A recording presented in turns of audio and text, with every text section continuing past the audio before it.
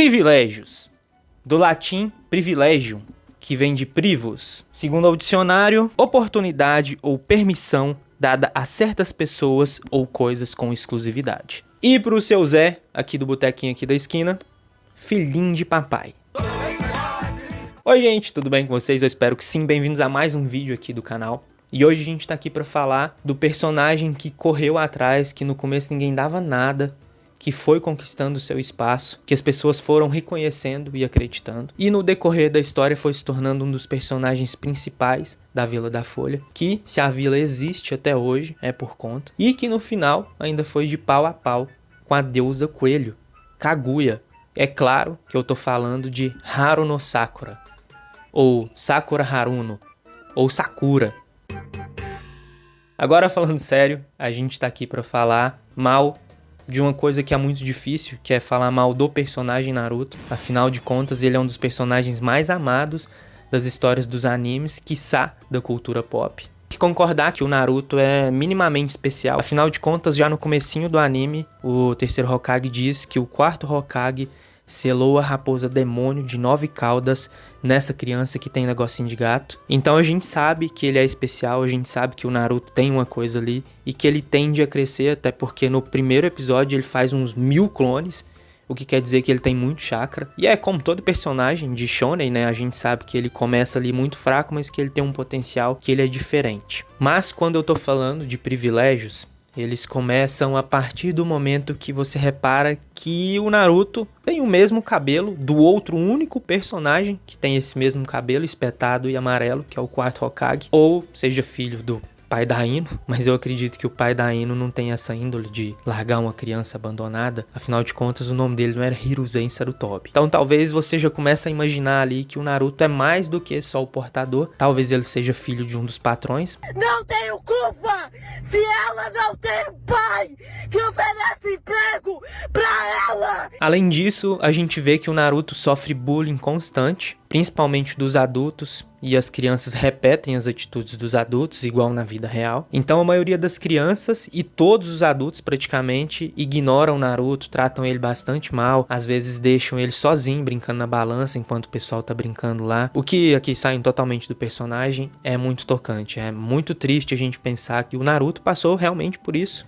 Mas algumas pessoas não ligam muito pra isso, é o caso do Shikamaru, que é o melhor amigo do Naruto. Não vem com Sasuke, que é o melhor amigo de Naruto, não, porque quem tava lá desde o começo, fortalecendo o Naruto, ajudando ele, era o Shikamaru, seguido do Choji. Mas quando dava a hora de ir pra casa, eles iam pra casa e o Naruto ficava sozinho ali, na bagunça de uma criança, morando sozinho, comendo miojo e tomando leite estragado, sobrevivendo com o mínimo.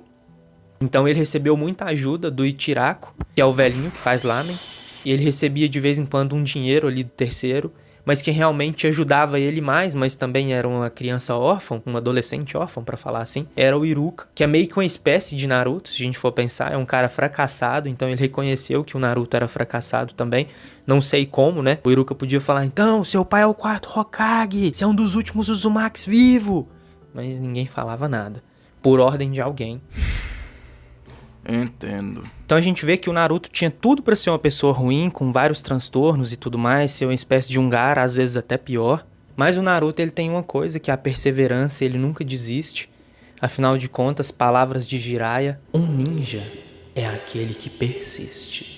Ele vai conhecendo outras pessoas, usando o seu discurso, que é uma coisa bem bacana, de fato, do Naruto, o discurso no Jutsu. E ele conhece o Rock Lee, que pra mim, esse sim é um verdadeiro fracassado, é um cara que sabe que não tem talento, que não tem Kekkei Genkai, que não é filhinho do papai dele, que não é nada, mas que foi acolhido por um cara que também não era nada, que correu atrás, que é o Gai. E que pra mim, Rock Lee é um personagem assim muito legal. Afinal de contas, o Naruto não tem uma versão Naruto versus Gaara, onde tem mais de 68 milhões, com 3 músicas do Linkin Park. O Naruto não tem isso, então todo esse mérito é do Rock Lee. É isso aí, Rock Lee, é a única coisa que você vai ganhar, porque depois de Naruto clássico, você não faz mais nada, o que prova que esses 15 minutos de fama, para pessoas que não são nada, são totalmente reais.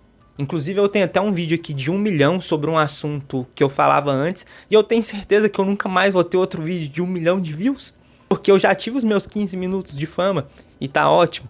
E o tempo avança, o Naruto vai soltando a raposa. O sensei dele é o Kakashi, que depois vira o 6º Hokage. Depois ele é treinado por um ninja lendário, o Sannin, que é o Jiraiya. Então ele já começa com outros privilégios que tá bom, ele conquistou eles de certa forma. E veja, eu não acho ruim em momento algum, ele pega depois o modo Sannin, ele abraça o seu lado negativo, que isso é uma parte muito massa de Naruto, muito massa mesmo, que é você aceitar que você tem o seu lado negativo e tá tudo bem. Ele consegue domar a maior ira, a maior raiva, né? A concentração de raiva pura em chakra, que é a Kurama, que é a raposa. Mas aí a gente chega no final do anime, onde o Naruto começa a ganhar vários e vários poderes. Ele ganha pausa no vídeo, só pra pedir o seu gostei. Deixa o seu gostei aqui, se inscreve no canal, a gente vai ter mais vídeos assim. Deixa seu comentário, compartilha, ativa o sininho, faz tudo que você puder fazer. E é isso, volta pro vídeo. O manto da raposa nível 1 até aí tudo bem, que é quando ele comanda realmente a raposa, né? Ele e a Kurama agem juntos. Mas aí a gente descobre a origem do chakra, a gente é apresentado ao Hagoromo e a gente descobre que o Naruto é a criança da profecia, que um sapo muito velho contou pro Jiraiya que ele ia treinar essa criança e essa criança é o Naruto. E aí, além disso, a gente descobre que o Naruto é a reencarnação do Hagoromo, que é filho da deusa Coelho, que é a criadora do chakra. Um dos irmãos do Hagoromo vai pra lua, vai na fé aí, que a gente vê aí depois aí em Boruto, a gente volta e discute isso aí, porque agora tem muita coisa sendo apresentada, tchau. Aí o outro irmão fica, que é o Hagoromo, e aí ele tem 2 filhos, o Ashura e o Indra, que os olhos é o Indra, que é o Sasuke, e o chakra é o Naruto, que é o Ashura. Também é o primeiro Hokage, o Hashirama Senju. A mãe dele é uma Uzumaki, que o pessoal falou assim, gente, o clã Uzumaki é tão forte que a gente tem que dar um fim nesse pessoal aqui, e ele é um dos últimos Uzumakis.